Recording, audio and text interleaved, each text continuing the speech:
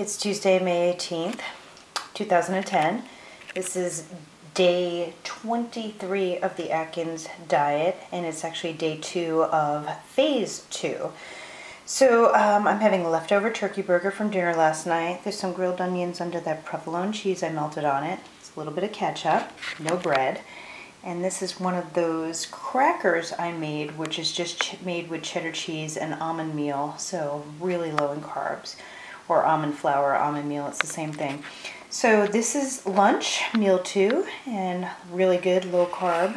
And I'm going to try and just be as low carb and not incorporate any bread, rice, or pasta for as long as I can, which still sounds like induction, but I am keeping the fruit in my diet. And I had a piece of bread yesterday, which only has, I think, 1 gram of carbs, but just felt really heavy in my stomach and actually made me crave sugar, which I hadn't craved in 3 weeks. So that being said, I think I'm just going to stay off the bread, rice, and pasta and see how I do.